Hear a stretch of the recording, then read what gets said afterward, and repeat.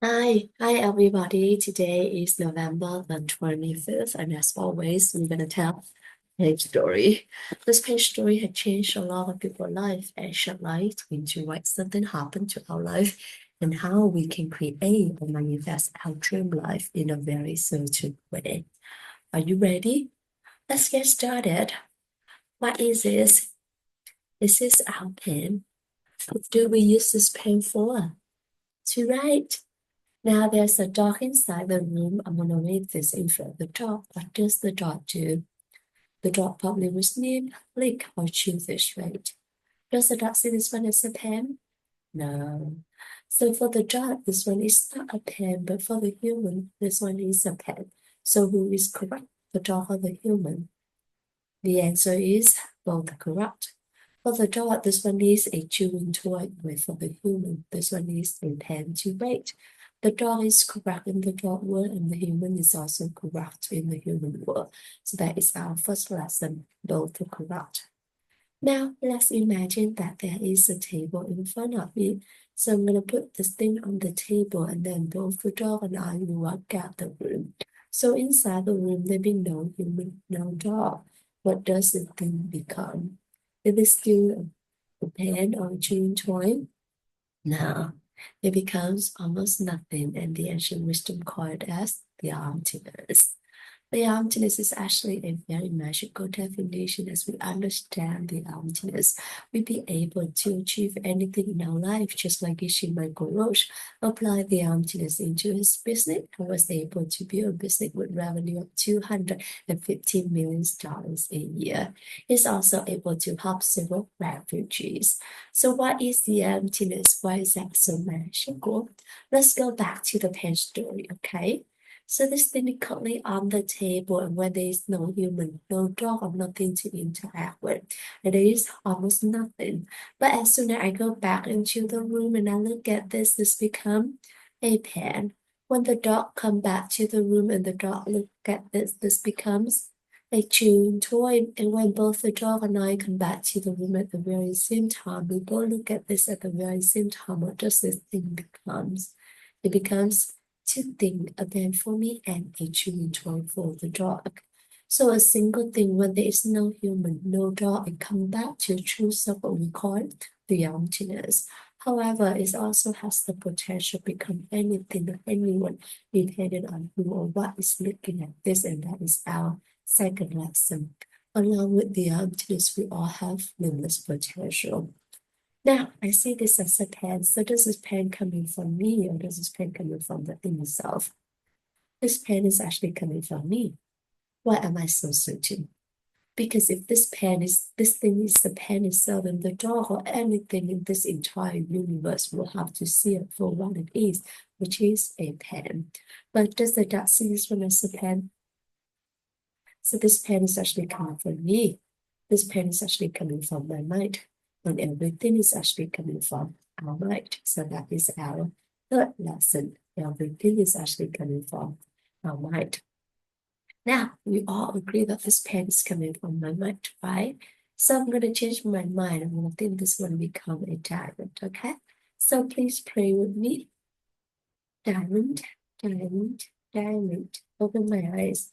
It's still a pen. So what in my mind that forced me to see this as a diamond but not a pen? Oh, a pen but not a diamond. There are set inside our mind that the ancient wisdom calls as karma.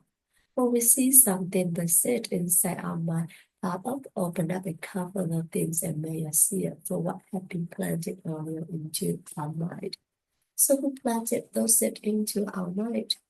Only you can plant the seed into your mind. Only I can plant the seed into my mind. How can we do it?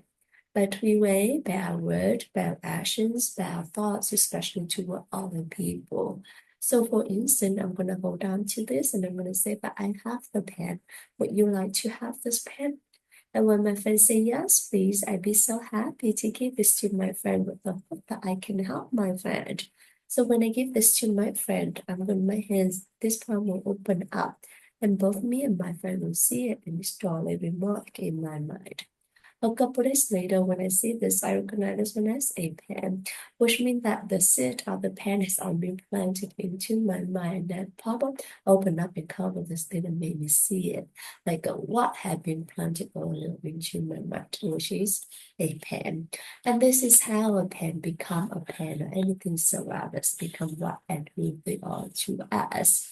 In the pen story, there are several meaningful lessons. Today we went over 4 different lessons. We're going to go into the reverse order, okay? So the first lesson is how to create or manifest our dream life. By first knowing what you want in your dream life, and then second, we plant those seed into our mind through our word, our action, and our thoughts with other people and ourselves. So for instance, if you want to have happiness, you plant the happiness seed using our word, our action, our thoughts with other people and ourselves, making other people and ourselves become happier.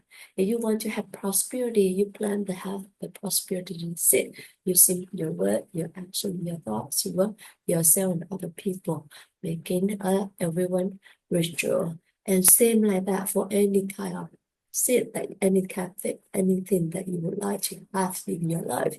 You just start planting your seed using your work, your action, your thoughts to other people and to yourself.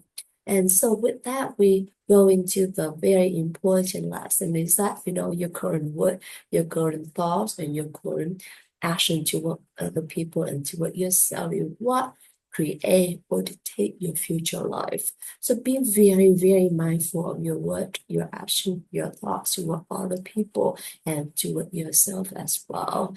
And that led to the third lesson is everything is actually coming from the seed inside our mind. So we be 100% responsible to whatever happened to us. Don't blame anyone because in the end, we are the only one who can plant the seed into our mind using our word, our action, and our thoughts. And the second lesson is along with the emptiness, we all have limitless potential.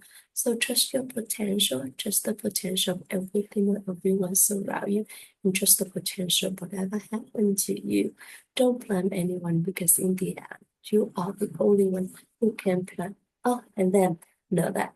And then in and then treasure each and every moment in your life because in that very moment anything can happen.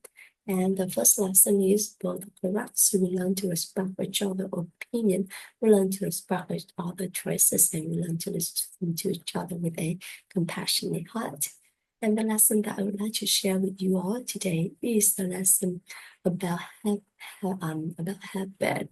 So this morning I woke up again to run, right? And to be honest, I feel very great to be able to run, to have such a wonderful habit, because at that I also practice to get with my fingers as well, and I feel very beautiful to have such a great habit, so that to anchor me, this habit to anchor me to my daily activities, and these are also, like I'm running in the morning, then listen to a new story, and then I'm doing the pen story. These are, and then I listen to the positive affirmation as well as telling the pen story every single morning before work. Actually, is something very, very positive and very magical. And I hope that I be able to carry this activity for a while, for a long time, as well as I'm having this to anchor me with all my activities throughout the day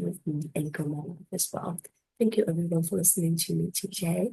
And thank you everyone for coming me in this 3,000-day journey. If by me sharing with you my pet story or my lesson is something good, I would like to dedicate that to my Jewish family, to my friends, to my coworkers, to my clients, to any living things in this world and other worlds. With love, wisdom, and gratitude. Thank you so much for listening. Have a beautiful day. Bye bye, everyone.